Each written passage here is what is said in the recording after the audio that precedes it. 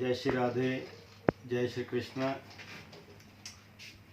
आइए, पिछले एक दो वीडियोज़ में हमने श्रीमद् भागवत के मध्य जो प्रसंग आया उनका सूक्ष्म रूप से वर्णन किया। आज एक ऐसे भक्त की कथा मैं आपको बताने वाला हूँ कि जिनको ठाकुर जी का इतना लगाव, इतना प्रेम चढ़ा, उसका रंग इतना चढ़ा ठाकुर जी का कि घर बार सब कुछ त्याग करके वो अपने घर से वृंदावन में आ गए। वो भक्त हैं लाला बाबू। कलकत्ते के एक बहुत बड़े सेठ थे, काफी पुरानी बात है। और एक बार वो अपने नौकरों के साथ आए सैर करने के लिए, सागर के किनारे बैठे हुए थे। संध्या का समय था तो नाविक आया। नाविक ने आवाज लगाई कि बाबू, संध्या का समय है और ये आखिरी फेरा है, और जिसने परली पार जाना हो तो वो आ जाए, इसके बाद नाव जो है परली पार नहीं जाएगी। उसने कई बार कहा कि आखिरी फेरा है, ये आखिरी फेरा है, इसके बाद नाव जो है परली पार नहीं जाएगी। ये बात सेठ के मन को लग गई, और जब सेठ के मन को लगी तो उन्होंने अपने नौकरों को घर भेज दिया और वहीं से ही चल पड़े हैं वृंदावन की ओर। क्योंकि कोई बात जब चुभ जाती है हृदय में तो वो चुप करके जब शूल बन जाती है तो उसका निदान जो है तो जल्दी नहीं हो पाता। आखिरी फेरा है बाबू, आखिरी फेरा है, ये शब्द जब चुभे हृदय में लाला बाबू के, तो कलकत्ते से पहुंच गए वृंदावन में। और वृंदावन में पहुंच गए, एक संत की शरण ली। संत के चरणों में बैठ करके उन्होंने अपना घर बार, पुत्र पत्नी, बच्चों को सबको छोड़ दिया और वृंदावन में आकर के भगवान का भजन करने लगे। भजन करते करते बहुत दिन बीत गए। पीछे परिवार वाले दुखी हो गए कि ना जाने लाला जी कहाँ चले गए, ना जाने लाला जी कहाँ चले गए। ये उस समय की बात है जिस समय अंग्रेजों का राज्य था और अंग्रेजों ने उनको लाला बाबू की उपाधि दी हुई थी। नाम तो उनका था कृष्णदास, लेकिन अंग्रेजों ने उनको लाला बाबू की उपाधि दी हुई थी, इसलिए सारा शहर उनको लाला बाबू कहता था। अब पत्नी, परिवार, बच्चों ने देखा कि लाला जी, एक दिन बीता, 2 दिन बीते, 1 महीना बीता, 2 महीना बीता, दुखी हो गए। बहुत खोज खबर की, थाने में फोटो जमा कराएगी लाला बाबू की, लेकिन कहीं कोई पता नहीं चला। और एक दिन लाला बाबू का मुनीम जो है वो वृंदावन में आया दर्शन करने के लिए ठाकुर जी का। और उसने क्या देखा कि टाट पहने हुए, दाढ़ी बड़ी हुई एक भक्त को उन्होंने देखा, तो देखते पहचान गए, तो हमारे लाला बाबू हैं। चरणों में गिर गए, बोले बाबा जी आपने मुझको पहचाना नहीं, मैं आपका मुनीम। लाला बाबू साफ मुकर गए। बोले तू कौन है, कहाँ से आया? बोले मैं कलकत्ते से आया, मैं आपका मुनीम हूँ। लाला जी आप चलिए घर में, आपके बच्चे, आपकी पत्नी, आपका परिवार कितना दुखी हो रहा है, आप चलिए घर में। लेकिन लाला बाबू ने मुनीम से कहा कि मुनीम तूने मुझको पहचान लिया है, लेकिन तू घर जा करके मत कहना कि मैं तुझको वृंदावन में मिला हूँ, मेरा सारा परिवार मुझको लेने के लिए यहाँ पर आ जाएगा। मुनीम चले गए। घर जा करके उन्होंने लाला बाबू की पत्नी को, बच्चों को कहा। बच्चे दौड़े चले आए, पिता के चरणों में गिर गए। अपार धन संपत्ति था लाला बाबू के पास, चरणों में गिर के रोने लगे। तो लाला बाबू ने कहा कि तुम मुझसे प्रेम करते हो तो तुम मुझको कुछ धन दो, और उस धन से मैं वृंदावन की जो हालत है, जो वृंदावन के जो ये मंदिर हैं जो उजड़ चुके हैं, इनको मैं दोबारा से बनाऊंगा। तो उस जमाने में उनके पुत्रों ने 25 लाख रुपया जो है लाला बाबू को दिए।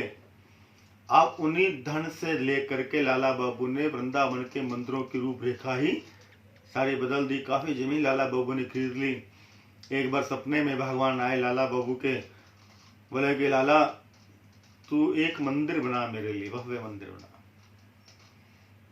प्रातःकाल उठ करके लाला बाबू ने अपना यह स्वप्न जो है अपने साथियों को कहा, अपने गुरुजनों को कहा, और गुरुजनों ने आदेश दिया तो लाला बाबू ने एक बड़ा विशाल मंदिर बनाया। उस मंदिर में ठाकुर जी की प्रतिमा को स्थापना की गई वेद मंत्रों के द्वारा बड़े शुद्ध भाव से।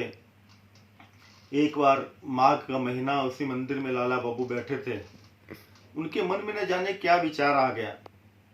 भगवान को ठाकुर जी को भोग लगाने के लिए माखन, दूध, मिश्री थाल में रखा हुआ था। तो लाला बाबू ने पुजारी जी से कहा कि गोस्वामी जी, ये जो माखन की जो टिक्की है इसको आप ठाकुर के चांद पर रख दीजिए माघ का महीने में। अब माघ के महीने में कितनी सर्दी होती है। पुजारी जी ने कहा, लाला जी आप ये क्या कर रहे हो? बोले, मैं देखना चाहता हूँ कि जिस प्रतिमा को हमने यहाँ पर स्थापित किया, जिस श्री विग्रह की हमने यहाँ पर स्थापना वेद मंत्रों से की है, क्या इनमें प्राण है? यदि इनमें प्राण होंगे तो ये माखन की बाटी जो है पिघल करके माखन नीचे रिस जाएगा। गोस्वामी जी ने माखन की बाटी ली लाला बाबू के कहने से और ठाकुर जी के सिर के ऊपर रख दी। कुछ देर बीता, वो माखन जो है पिघला और पिघल करके बहता बहता ठाकुर जी के गालों तक आ गया। लाला बाबू चरणों में गिर गए, मूर्छित अवस्था में हो गए। हे प्रभु क्षमा कर दो। अब कुछ दिन बीते, लाला बाबू ने फिर से गोस्वामी जी को कहा कि हे गोस्वामी जी, आप ये जो रुई है ठाकुर जी के नासिका पर लगा दो और नीचे हाथ लगा करके रखना, आप अपनी उंगली लगा करके रखना, ताकि मैं देखूं कि इनमें श्वास भी आते हैं नहीं आते। और अगर इनमें श्वास आते होंगे तो उनकी श्वास की वायु से ये रुई जो है कंपन होगा और ये रुई नीचे गिर जाएगी। गोस्वामी जी ने रुई ली और वो रुई जो है जैसे ही ठाकुर जी के नासिका पर लगाई तो ठाकुर जी के नासिका पर रुई लगाते ही रुई में कंपन हुआ जैसे कि श्वास लेता है। और लाला बाबू चरणों में गिर गए, बहुत रोए, बहुत विलाप किया। ठाकुर जी कहते हैं स्वप्न में आए रात्रि के समय, बोले कि लाला तू क्या समझता है कि क्या मेरे में प्राण नहीं बसते? अब तू ये स्थान को छोड़ करके गोवर्धन पर चला जा, वहां जाकर के मेरी भक्ति कर। लाला बाबू ने कहा, प्रभु इस प्रतिमा को छोड़ करके जिसमें आपके प्राण बसते हैं, इस प्रतिमा को छोड़ करके मैं कहाँ जाऊं? प्रभु मैं कैसे जाऊं आपको छोड़ करके? ठाकुर जी बोले, लाला तू क्या समझता है कि जो प्रतिमा तूने स्थापित करवाई, जो श्री विग्रह की स्थापना तूने करवाई है वेद मंत्रों से, क्या केवल उसमें प्राण बसते हैं? अरे वृंदावन में जितने भी मेरे श्री विग्रह हैं सब में मेरे प्राण बसते हैं। तू जा, पहले वृंदावन में जितने भी श्री विग्रह हैं सबका दर्शन कर और फिर तू गोवर्धन में चला जा, वहां जाकर के मेरी भक्ति कर, तुझको राधा रानी का दर्शन होगा। ठाकुर जी का आदेश मिला। उन्हीं लाला बाबू ने वृंदावन के सभी श्री विग्रहों का दर्शन किया और गोवर्धन की तलहटी में गुफा में बैठ करके तप किया और राधा रानी का, ठाकुर जी का साक्षात दर्शन लाला बाबू को हुआ। आज भी वृंदावन में वो मंदिर है लाला बाबू के नाम से। ध्यान देना, कभी आप वृंदावन में जाएं तो दर्शन करें। लाला बाबू के नाम से वो मंदिर आज भी ब्रज में है, वो श्री विग्रह आज भी वहां पर है। तो भगवान की ऐसी महिमा है, भगवान के भक्तों की महिमा है। भगवान के भक्त बड़े निराले होते हैं, पागल से हो जाते हैं ठाकुर के पीछे।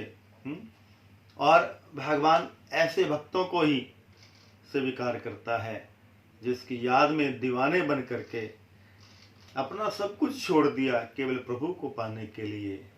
बाबू ये आखिरी फेरा है, इसके बाद कोई फेरा नहीं होगा, नाव परली तरफ नहीं जाएगी। बाबू ये आखिरी फेरा है, बाबू ये आखिरी फेरा है। वो शब्द जो है उस सेठ के हृदय में गड़ गए और जीवन का सार जो है समझ लिया और ठाकुर की शरण में चले गए। कभी जाइए दर्शन कीजिए लाला बाबू का मंदिर। मैं आपको और भी अन्य स्थानों के जो कि सत्य घटनाओं से प्रेरित हैं, सत्य घटनाओं से संबंधित हैं, उन स्थानों के आपको दर्शन कराया करूँगा। आप YouTube पर भी मेरा चैनल जो है लाइक कर सकते हैं, अनिल कोदंड भागवत कथा, ANILKODAND भागवत कथा के नाम से जब आप सर्च करेंगे तो यूट्यूब में आप ये कथाएं मेरी सुन सकते हैं। मेरी भागवत कथा भी और अन्य ये छोटी छोटी कथाएं भी जो वृंदावन की सत्य घटनाओं से प्रेरित हैं। मैं कल को फिर आपकी सेवा में हाजिर होऊंगा। जय श्री राधे, जय श्री कृष्ण।